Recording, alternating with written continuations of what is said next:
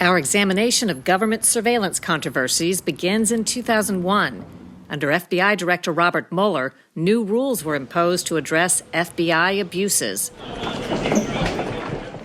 FBI agents had repeatedly gotten caught submitting false information to the Foreign Intelligence Surveillance Court to justify their wiretapping or spying on U.S. citizens.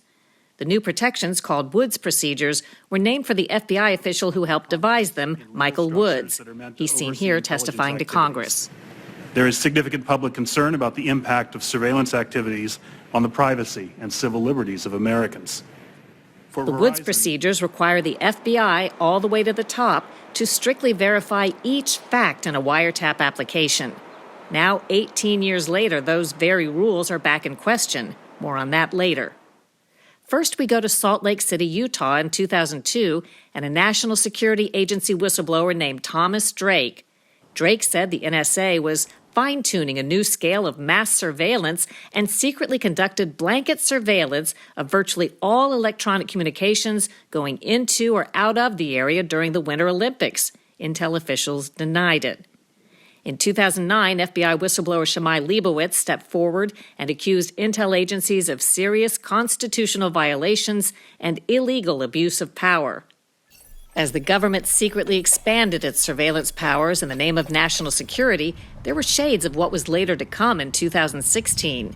Intelligence officials began to listen in on members of Congress, sometimes political rivals, speaking with American Jewish groups and foreign officials, including Israeli Prime Minister Benjamin Netanyahu.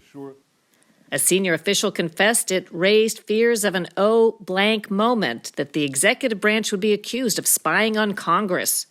Someone illegally leaked information about private calls made by Democrats Jane Harman and Dennis Kucinich, and even leaked actual recordings of Kucinich calls with Libyan officials.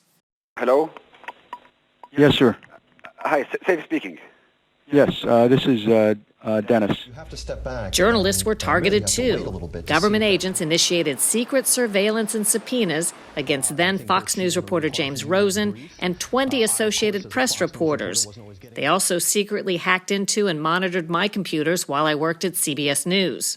Someone has been breaking into the computer of our investigative correspondent Sharyl Attkisson. An internal email by a global intelligence firm laid some blame at the feet of then Homeland Security Advisor John Brennan. Brennan is behind the witch hunts of investigative journalists learning information from inside the Beltway sources. There is specific tasker from the White House to go after anyone printing material negative to the Obama agenda. Brennan went on to head up the CIA, where questions continued to build. In 2014, the CIA Inspector General revealed that under Brennan, 5 CIA officials had improperly searched through staff emails of the Senate Intelligence Committee. Brennan had denied it, but apologized after the IG report. But what I really want to do is to have as much dialogue as possible with you so that that trust can be built up. Meantime, at a public hearing, Democrat Ron Wyden asked another top Intel official, Director of National Intelligence James Clapper, about mass surveillance on innocent U.S. citizens. Director Clapper, I want to ask you about what I asked you about a year ago. Does the NSA collect any type of data at all on millions or hundreds of millions of Americans? No, sir. It does not. Not wittingly. Clapper's testimony proved false. He later apologized, saying he'd misunderstood the question. It was NSA whistleblower Edward Snowden in June 2013 who blew the lid off just how massive and intrusive the government surveillance dragnet had grown. You can't come forward against the world's most powerful intelligence agencies and be completely free from risk, because they're such powerful adversaries that no one can meaningfully oppose them.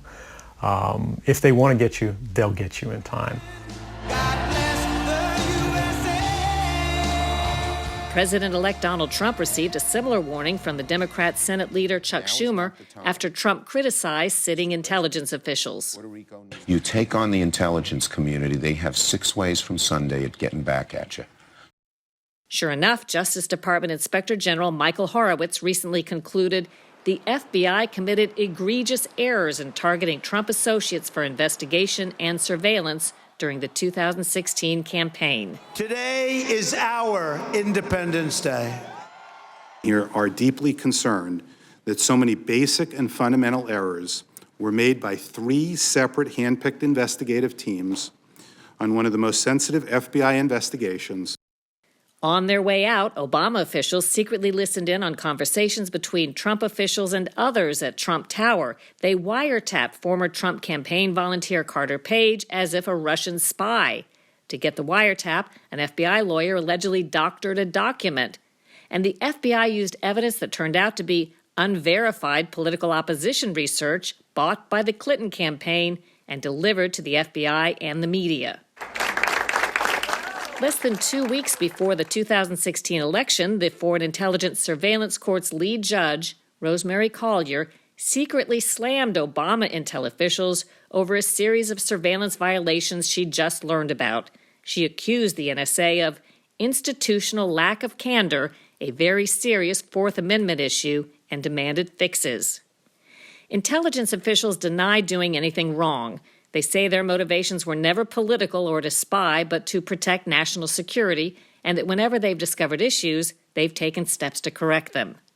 In a speech and congressional testimony, Trump FBI Director Christopher Wray claimed there's never been any abuses of surveillance authority, known as 702, although the court has documented numerous examples. But there's been no evidence of any kind of abuse of power under Section 702, despite all the oversight I mentioned before with 3 branches of government and quite a few years of experience now.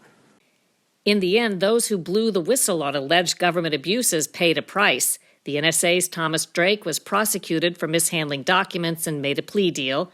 The FBI's Shammai Leibowitz was prosecuted for leaking to the media. That's a fear I'll live under for the rest of my life, however long. And Edward Snowden is charged with 3 felonies in his absence from the U.S. The story ends today back at square one where it began. According to the Inspector General's report last month, FBI officials violated the Woods procedures when they wiretapped Trump campaign volunteer Carter Page, repeating the very mistakes the Woods procedures were set up to avoid 15 years before. There's news regarding my computer intrusions. A former government agent who admits he took part in the illegal surveillance operation against me has now stepped forward to provide information and implicate his colleagues. He says many U.S. citizens were illegally spied on in the same way. And a former FBI unit chief has also publicly confirmed he initiated the original forensics that proved the government was involved. You can read more at SharylAttkisson.com.